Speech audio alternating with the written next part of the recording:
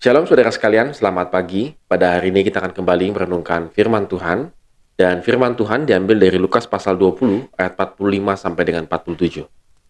Ketika semua orang banyak mendengarkan Yesus berkata kepada murid-muridnya, "Waspadalah terhadap ahli-ahli Taurat yang suka berjalan-jalan, memakai jubah panjang, dan suka menerima penghormatan di pasar, yang suka duduk di tempat terdepan di rumah ibadat dan di tempat terhormat dalam perjamuan, yang menelan rumah janda-janda dan yang mengelabui mata orang dengan doa yang panjang-panjang.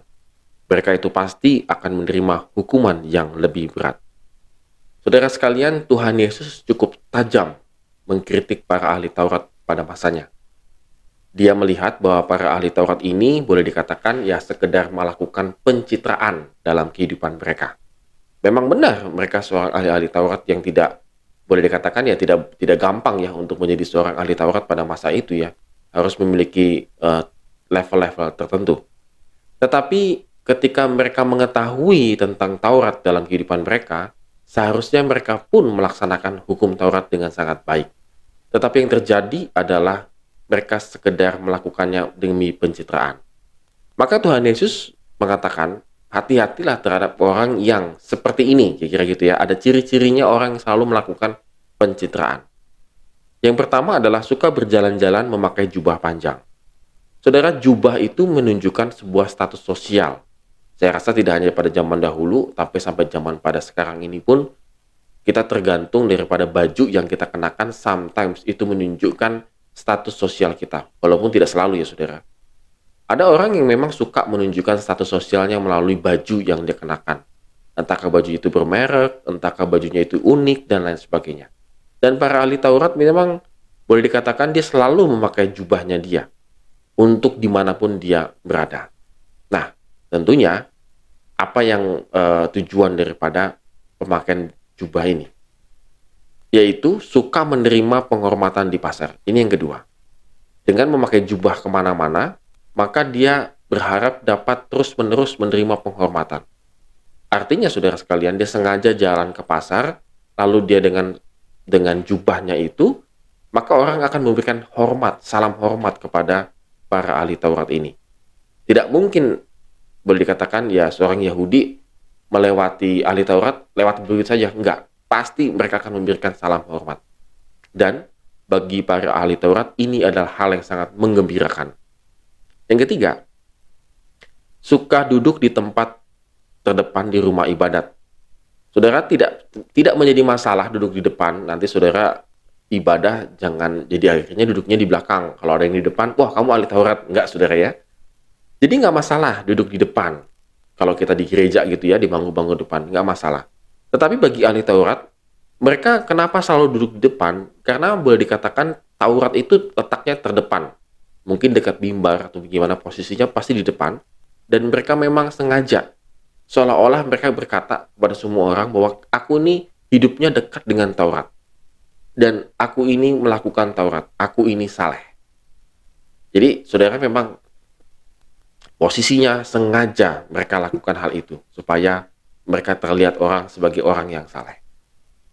Lalu kemudian, mereka suka lakukan juga itu adalah mereka duduk di tempat terhormat di perjamuan-perjamuan. Jadi bukan sekedar di rumah ibadat, tetapi kalau ada perjamuan pernikahan dan lain sebagainya, mereka duduk di tempat-tempat yang terhormat. Masih ingat?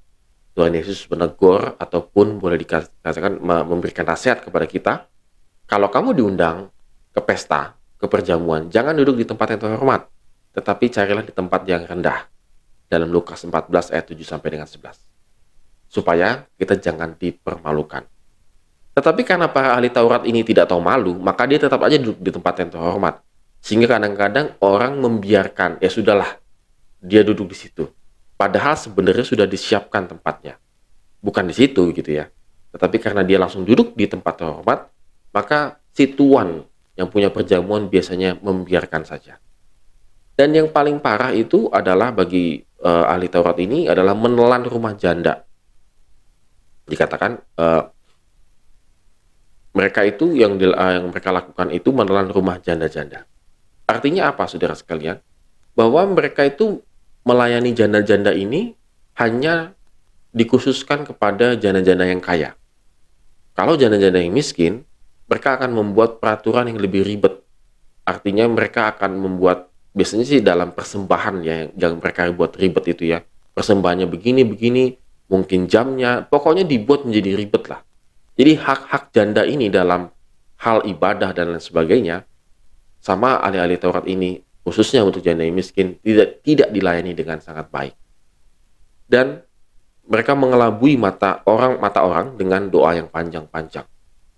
Terlihat bahwa supaya dia ini memiliki satu hubungan yang intim dengan Tuhan. Tetapi sebenarnya sama sekali tidak demikian. Artinya apa, saudara sekalian?